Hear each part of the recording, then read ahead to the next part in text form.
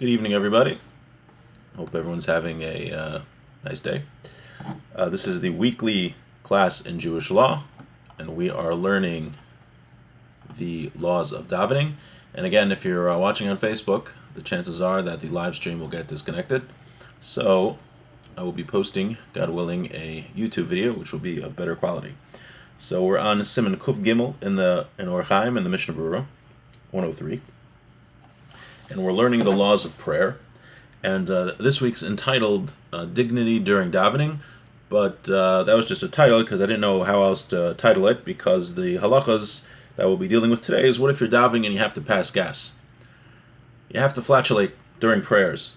What is the proper procedure? So we'll discuss that. There's actually a procedure for that because, right, we're standing in front of Hashem, and sometimes bodily functions happen. So what do we do about that? So let's just get into it. Halacha Aleph. Haya omid b'tefila. Someone is standing in davening. I mean, again, we're talking Shemona Esrei. V'yatzim mimena ruach melamata. He passes gas. Mamtin ad sheyichla harayach. V'chayzer mispal. So he has to wait until the smell goes away, and then he can continue davening. Because again, when we daven, we only daven in a place that's befitting of talking to God. So that's a place where there are no foul odors. So if a person passes gas, or somebody else does in shul, you just gotta wait until the smell dissipates, and then you can continue davening. That's halacha aleph. Mishnah Berurah says, Harayach, the mikara asar afilu b'divrei Torah kudlael, because really, technically, it's also forbidden in learning Torah, but in the Beis Medrash, I believe we're lenient, that if you're in a Beis Medrash and you smell something, then you can still learn. But in davening, if you smell something, you got to stop. V'chozer mispalo. Hainu l'makom shepasak. You go back to the place where you stopped. Afilu shah achar shepasak hareach v'aydei atziruf hay kadei ligmor kula. Daha im hay rotza hay mispal miyan shepasak. V'im kain lo hay kol hafsek machmas einis. V'einu chayzel rosh l'fi man shepasak v'mala el b'siman samachay.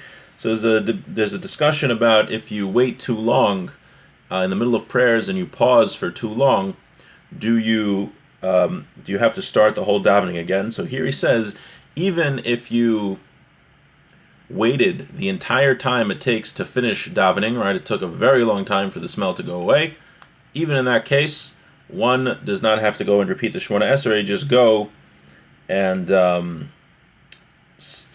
go back to where you left off. Kasu ha'achronim, the latter day rabbis say, the bezeh ein sarach leimer haribon hakasu b'sif beis, the she'ein marchik ein nicker bashta uchlimaso ke'ein shekasu v'haga lekam b'sif beis. In this case, you don't have to say the special prayer, which we're going to talk about in Sif Beis, because his embarrassment is not so clear. Okay, let's go to Sif Beis. So that's after a person just came out. He was davening, passed gas, so you just gotta wait until it dissipates. Now, let's say you feel it coming, you're gonna have to pass gas, flatulate. When it's star harbe, you're in a lot of pain, you gotta get it out. You can't hold it in. So what do? Holich achorav dal arba amos. You should go walk back 4 amos, which is about 6-7 feet. Umotze haruach, and do what you got to do. Let it out. Umamtin ad sheyichla hareach, and wait until the smell goes away. Ve'omer, and you should say the special prayer. Rabbon ha'olami, master of the universe. Yitzartanu nekavim. You created us with holes to excrete waste and whatnot. Chalulim, different kind of holes. Gale v'yadua, it is revealed and known lefanecha before you. Cherpasenu uchlimasenu, our shame and embarrassment and humiliation. Cherpa uchlima b'chayenu rima v'saleya b'maisenu. We have embarrassment and humiliation in our lives, and we are worms and maggots in our death. V'chayzul makomo. After you say that, you should go back to the place you were davening in. V'chayzul makom shepasak, and go back to the place where you left off. So you see, they have this special prayer to say because we're human beings. If we ever think to be haughty, you can look at the bodily functions of a human and realize how lowly and physical we are compared to the spiritual world. We're just lowly physical beings. Now the Rama adds, "Va'ayin la'el siman pehei." Look at siman pehei. Yesh omrim dechol zeh ma'arik mishpal besa. That's all talking about if you're davening at home. If you're praying at home, right? You take 3 steps back. You go 4 almost 6 feet from where you're davening. You do what you got to do, and then you say that prayer. Yesh omrim dechol zeh ma'arik mishpal besa av mishpalel b'tzibur. But when you pray in synagogue, it would be extremely embarrassing to do this. You don't have to go back from where you are, right? Imagine, right, if this was like standard practice in a synagogue that every time someone had to pass gas, they, started walking back and like a little smirk on their face, that would be extremely embarrassing. So one does not have to do that in shul. V'gam lo yamar haribon, and also don't say the ribon, this prayer.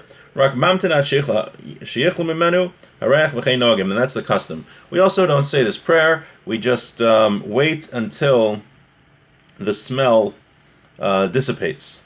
Okay, let's see the Mishnah Berurah on that. So we have a debate between the Shulchan Aruch says it across the board that if someone has to flatulate, he should move away 6 feet from where he's davening, do what he's got to do, and say this prayer. The Ramah says that's only if you're davening at home and no one's around, it's not embarrassing, but if you're in shul, don't do this. And he says even at home, it sounds like don't even say this prayer. Just move back, flatulate, and then go back to where you were, and after the smell has dissipated. Okay, Beis, Mishnah Berurah Gimel, Ve'enu Yachol, the Balav Hachi, Ein Lo Lahotzi Ruach B'Shum Panim B'Tfilah. Right? If you can hold it in davening, you should hold it in. We're not worried about Bata Shaksu. There is a prohibition in the Torah of Bata Shaksu. One should not make himself disgusting. And one of the interpretations of this is that one is not allowed, if one has to go to the bathroom, one is not allowed to hold it in. It's a Torah prohibition to hold it in certain scenarios. So he says that's only actually going to the bathroom, but there is no Torah prohibition to hold in if someone has to pass gas. Venerally, but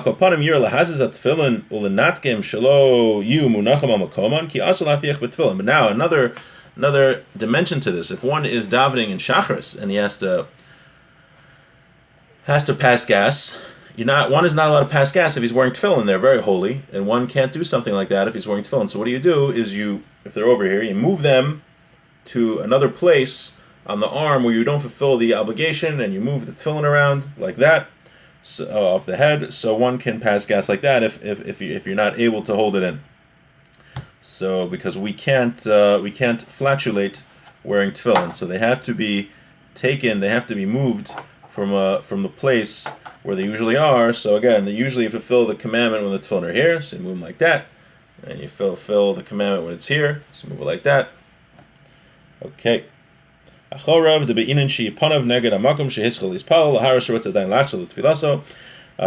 Mechaber that says you have to move back if you have to pass gas, he says that you should move backwards and face where you were facing when you were davening to show that you want to go back there to daven. You shouldn't walk in front and you shouldn't walk on the side. So he's asking, he's bevorning here that one is not allowed to stop in the middle of davening to say something. So how are you allowed to say this special prayer for flatulating? So he says you already made an interruption by moving back and flatulating. So according to the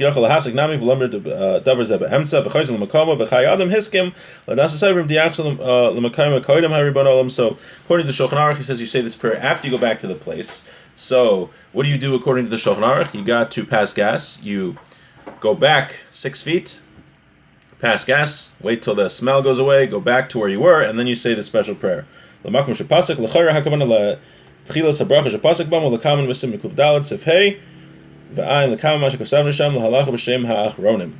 take a look here. Let's see what he says here. Where do you go back? He says it sounds from here that you go back to the beginning of the blessing. If you're in the middle of Shemona Esrei, you should go back to the beginning of the blessing. I just want to see what Rabbi Dirshu quotes.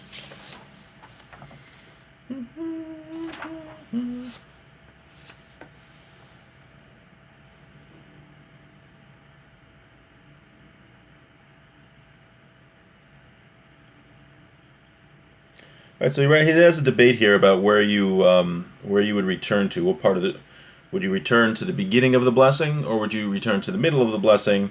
So you should look where the Mishnah Berurah quotes various sources. But here he says that you should return to the beginning of the blessing, but it's not so clear because according to many you would return to the middle of the blessing.